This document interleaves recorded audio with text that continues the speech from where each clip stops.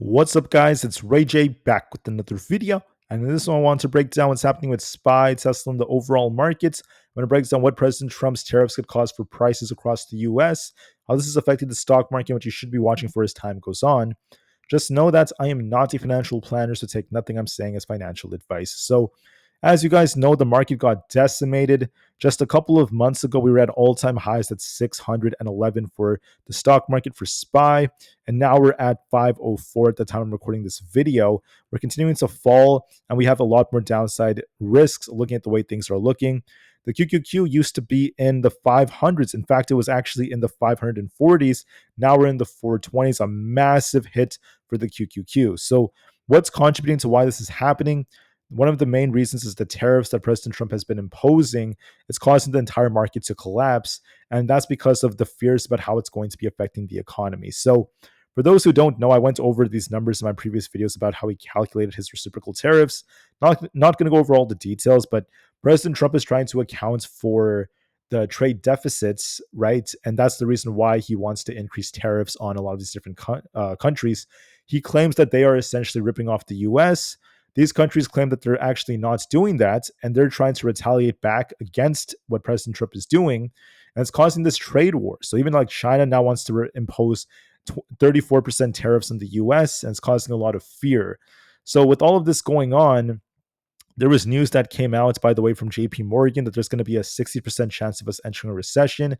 Once again, 60% chance of recession now with all of these fears. And even Jerome Powell is saying that we're going to likely see an increase in inflation. So Jerome Powell was giving a speech. He mentioned that it's very likely in the next few quarters we're going to be looking for increases in inflation, and the Fed's progress is going to slow down for the time being.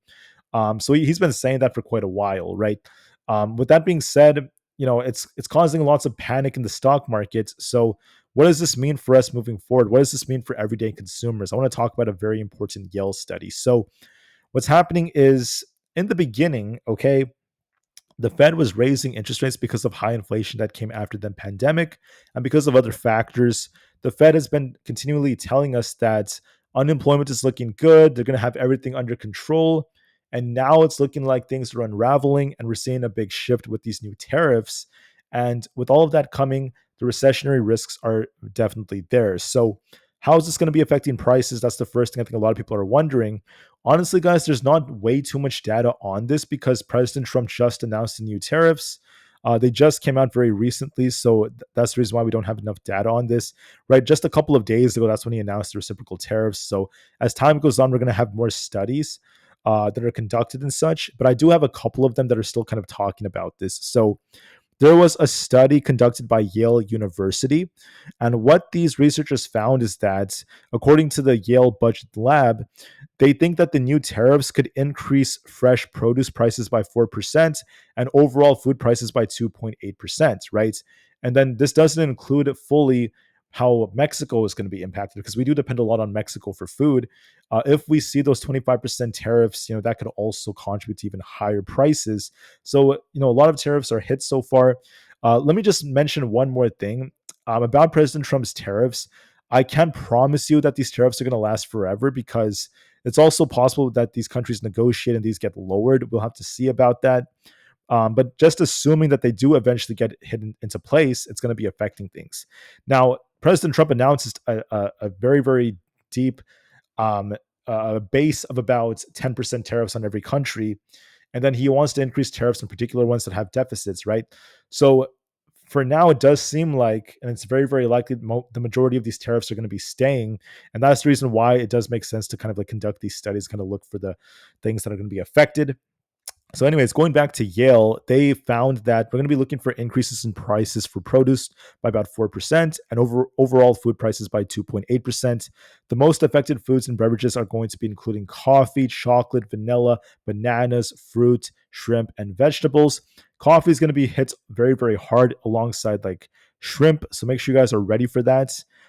These are based off the fact that we get a lot of our coffee from like other countries. 99% of our coffee, once again, is involved in that. And then, in addition to this, they believe that it's going to have a very, very large impact on about 63% of US adults that consume it daily. And then that's actually very, very high compared to the amount of Americans that consume like eggs and such. So Americans love their coffee. Other products, clothes are going to be hit very hard as well. This is going to be like a little bit different because the US is a leader when it comes to textile research and development. But the thing that's worth mentioning is the fact that with the US um, continuing to produce its clothing at a rate of like 3%, we get a lot of our trade from like China, Vietnam, and these other countries that are going to be impacted by the tariffs. So we're going to be expecting an increase in prices of clothing. I don't think we have the specific numbers right now, but they do believe there's going to be a big increase. So keep that in mind. And then there's also some talk about how iPhones and textiles they're going to become a lot more expensive because you have to remember that Apple is very dependent on China when it comes to production and such. Many of these other tech companies depend on China, and for consumers, with these higher tariffs, we're going to be looking for much higher prices. That's why Apple has already been planning this ahead. They announced a $500 billion investment to the US.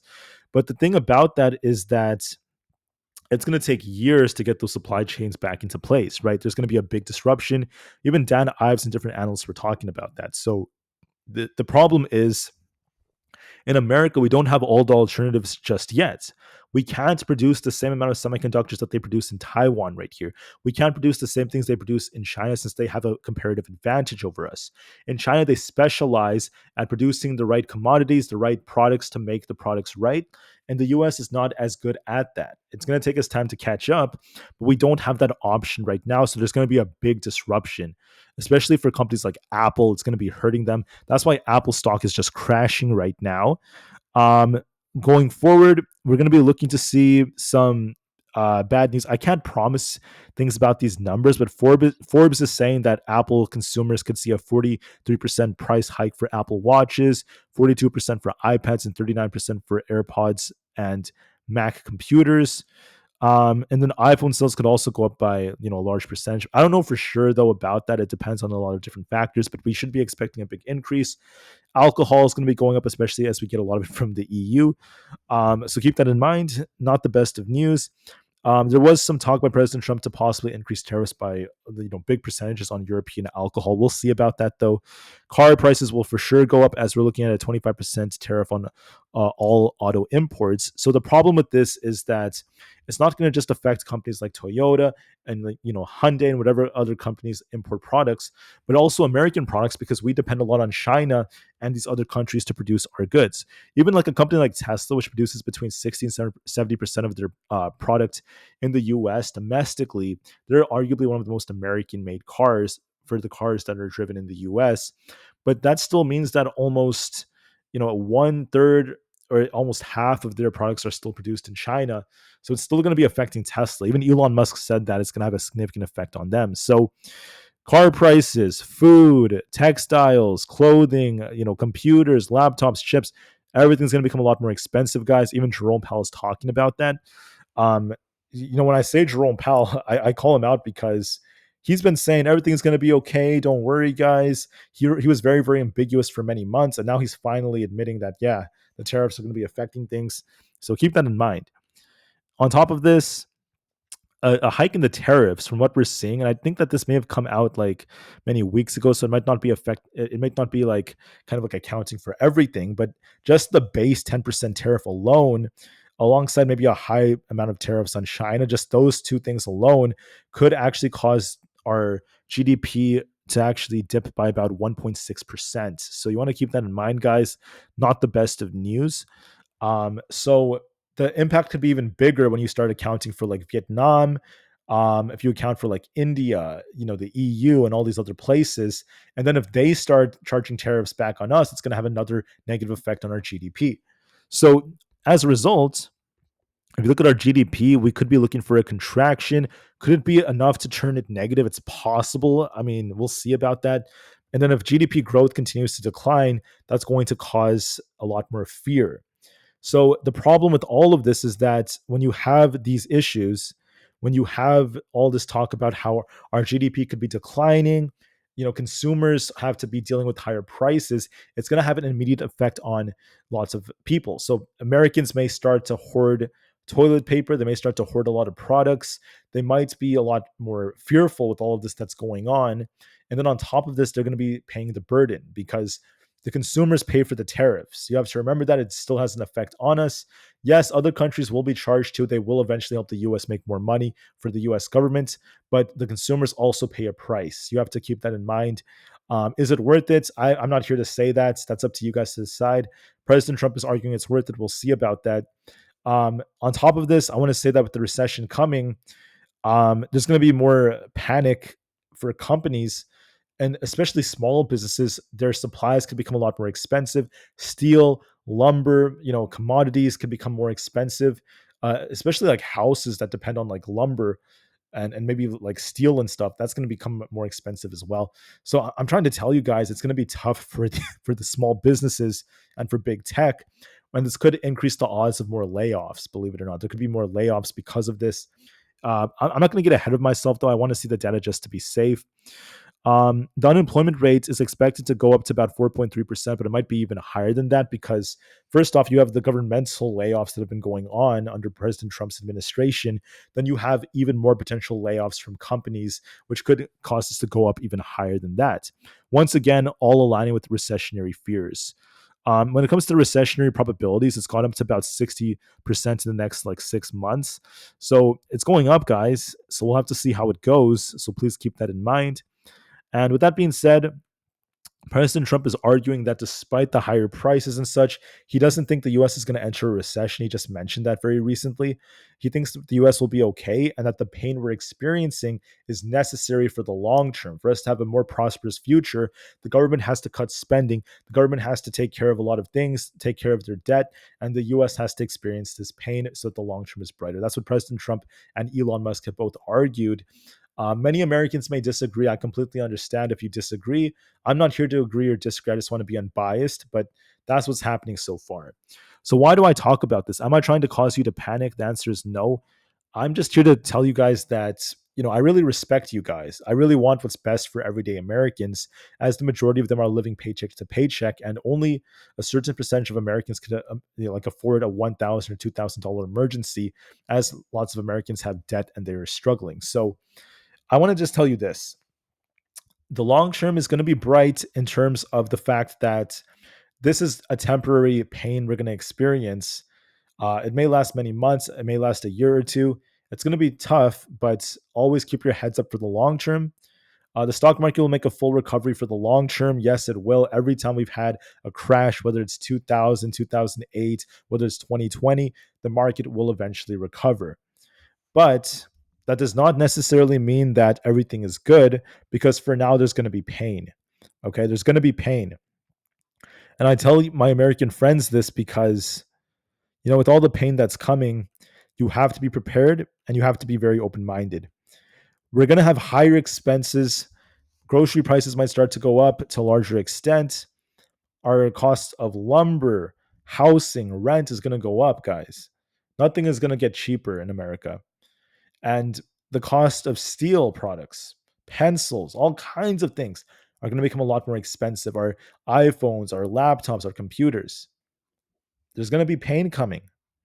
So I want to urge my American friends, my family, everyone out there to be careful with your spending and to stay strong during these hard times. It's going to be very tough. I believe a recession is coming at this point. But if we get a big decrease in the tariffs, if there's negotiations that happen, some of the negative effects can be undone to some extent. But regardless of if it's a true dictionary definition recession or not, it doesn't matter, guys. I say that because a recession is subjected to different meanings, right?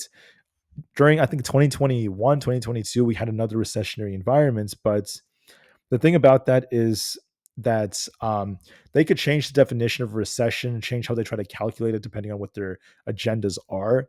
So I'm not here to tell you, like, are we in a recession? Are we not in one?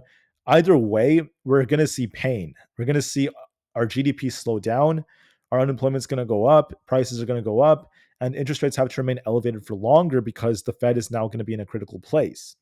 Now, there are some headlines coming out that many of these traders are hoping that the Fed will cut sooner because the Fed may be forced to cut sooner than expected, which is obviously what President Trump wants. So is President Trump and his team trying to cause pain in the economy to get the Fed to cut faster? It's possible. It's always a possibility. Why is that? Because the Fed may have to be forced to cut because the U.S. economy might not be able to handle this much pain that's about to come. So I'm just here to give you guys a warning about all of this. But I made a video like 3 months ago. I don't know if you guys remember this. I was talking about how I was worried about how, with all the debt the government's in, right? The government has high interest because of the supply and demand of these treasuries. If you look at the 10-year, so President Trump, he's trying to bring down the treasury yield. You guys could see he's trying to bring down these yields because it's going to be affecting the government's debt. The government wants lower interest so that they can pay off their debt faster. Not just pay off their debt faster, so that their debt is like lower. So instead of paying like $1 trillion a year in interest, the government wants that to go down. So this puts them in a very critical place where they have to essentially try to bring down these yields. One of the ways to do that is to cause pain. Could it be part of their plan? Maybe. But either way, it's something that the government has to do. And it might not be possible to do it without causing a recession or at least major fear and pain. So listen, guys, there's all this complicated talk about recessions and this and that. I'm not going to worry about that. Let me just put it this way. There's pain coming. There's pain coming. The pain is going to be temporary. We're going to recover from it, but the pain is coming. A lot of Americans are going to lose their jobs.